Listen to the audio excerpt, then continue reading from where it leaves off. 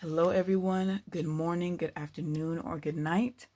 You're here with Sade, and I'm coming to you with a reading for those who are just feeling kind of stagnant right now, feeling stuck in their journey, in their path, not really sure of their next move. And maybe you've been asking for guidance, but you haven't been quite clear on what you've been receiving. So you're a little bit all over the place, but you also just feel stuck and you're not sure what your next move is. So I obviously already pulled the reading and I have more cards here to the left of me. And this will be a two-part reading because I am posting it to IGTV. So I'm only allowed a certain amount of time on each. And for this deck, this is the Dreams of Gaia Tarot. The first line there, that is the Dreams of Gaia Tarot. And I just wanted to note this before getting into it. But if you, I do refer to the book, Dreams of Gaia. I do refer to the book for this deck because it has a vast and broad spectrum when it comes to the meanings of each of the traditional tarot. So, and I'll be saying the traditional meanings if they correlate. And when I do refer to this book, I'm not going to read everything. I'm only going to read what highlights to me or key words. All right.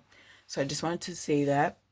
So when I pulled this reading and looked at all the correlations in it, immediately I got that where should I start? Immediately I got that a lot of you have been questioning about not only what your purpose is in this world or here on earth, but what you're meant to be doing here. You've been questioning your talents, your abilities, the skills you were born with. You've been questioning whether or not you're even on the right path or if you should continue pursuing what it is you've been pursuing. You've been doubting yourself. There's a lot of self-doubt that I'm getting. So you just, this is, to me, this reading was just like confirmation. And I'm honestly also saying this from personal experience. So, and I'm not talking a long time ago. I'm talking about, personally experiencing. So, just in case you don't get it.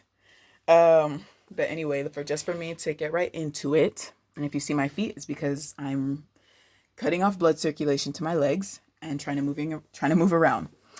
So the first card I got here is the Nine of Pentacles. And I'll point it to you in a second when I pull this up. Okay. The Nine of Pentacles here. And traditionally, the Nine of Pentacles has to do with independence, self-sufficient, balancing your finances, getting them in order, not so much gaining finances, not so much gaining abundance in finances, but more so getting in order the finances that you already have. And if you don't have much or anything at all, figuring out what you're going to do, the next step you're going to take to start bringing something in. And this also has to do with grounding yourself. I'm going to go ahead and point out there's a lot of earthy energy in this reading. Earth here, forest here, and another earth here. These are both pentacles. So I just wanted to point that out. A lot of you are needing to ground and balance yourself as you move along your journey. And to do that, you just meditate. You just go into meditation. You can take a walk outside. That's my favorite form of grounding. In fact, meditating outside helps a lot. Doing yoga, physical movement, dancing. If you are a dancer, dance your heart away. Okay, take time out to put your phone down, get off of social media, and just dance your life away. Do whatever it takes for you to feel here, to feel present. All right. So, and this card, the fact that she has a bowl here and she's holding it out and handing it out, she's giving something. This card, along with self-sufficiency and independence and balancing yourself, it also has to do with giving. It has to do with selflessness, humility, and self-love. It also says heal yourself by helping others. What I got from this illustration on the card was she was sharing her light with the world. Okay. And I say sharing her light because you see the bowl that she has in her hand. There's a light coming from it. Here's a little snake there. And there's a butterfly, and butterflies are about transformation and evolving. But she's sharing her light with the world. So that is what you're meant to do. Whatever your light is, and we all have a light, but whatever your light is, whatever you're passionate about, whatever you've been guided to start working on, or to simply start, whatever you've been guided to simply start, do it. All right. Do it so that you can share your light with the world. That's what this card has to do with. The next card I got was Journey. And let me get to that page. Well, actually, I don't need to. Your journey is about, or this journey, this is just confirming that this is about your journey, pretty much. So this is a confirmation that this is about your journey. To me, I also get that you are on the right path. You have chosen the right path. In fact, you've always been on the right path. And any turns that, this is just from me, but any turns that you take along your path, the lessons that you need to learn, the people that you need to meet, they're gonna find you, and you'll be guided right back to exactly where you need to be. All right. So a mistake is just a learning experience. So it's not really a mistake. You've still learned what you needed to. And whatever you have learned from your past, whatever you have learned from your shadows, I see this as the shadow side. And your shadows are, if you have, what's it called? If you've had any painful experiences in your past, whether it has to do with family, feeling like you have no one, any of that, any shadows that you've been dealing with, any ancestral cycles that you've experienced without even knowing, that's all a part of your journey. Awakening to the fact that you've had these cycles, that you're experiencing these cycles, awakening to that fact so that you can break it. So you are on the right path. And it looks like a part of your purpose is to share your light with others, to be of service to others.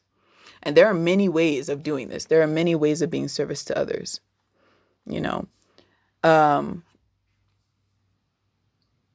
Being of service to others also has to do with encouraging others to be themselves, encouraging others to be honest, be authentic, be their naked selves, be nothing but themselves. And that's what this card is about, integrity. Your journey is guiding you to yourself so that you can be whole within yourself, feel one within yourself. Know every single part of yourself and keep getting to know every single part of yourself, because you're going to keep changing the longer you're on this earth, and the more the fact that you keep going forward along your path, you're going to experience multiple transformations, multiple changes. So you're going to keep getting to know yourself. The part that stays the same is your purpose.